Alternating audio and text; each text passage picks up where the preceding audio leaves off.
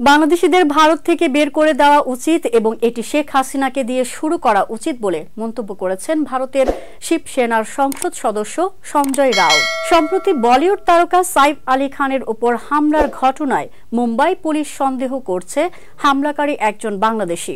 এ নিয়ে প্রতিক্রিয়া জানাতে গিয়েই সঞ্জয় রাউত বলেন, যদি হামলাকারী বাংলাদেশি হন তবে এর জন্য দায়ী কেন্দ্রীয় সরকার।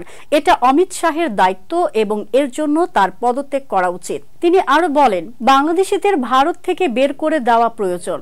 তারা আতঙ্ক সৃষ্টি করছে এবং এটি মুম্বাই মিউনিসিপাল নির্বাচনের জন্য একটি কৌশল। 16 জানুয়ারি বলিউড তারকা সাইফ আলী খানের বাড়িতে হামলা চালানো হয়। হামলাকারী শরীফুল ইসলাম শেহজাদ নামের এক ব্যক্তি, যাকে বাংলাদেশি বলে সন্দেহ করছে মুম্বাই পুলিশ।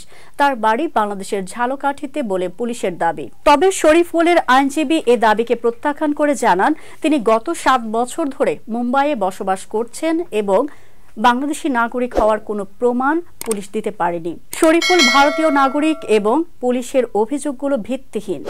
আদালত তাকে 5 দিনের রিমান্ডে নেওয়ার নির্দেশ দিয়েছে। এই ঘটনা ঘিরে ভারত বাংলাদেশ সম্পর্ক এবং অভিবাসীদের অবস্থান নিয়ে নতুন করে বিতর্কের সৃষ্টি হয়েছে।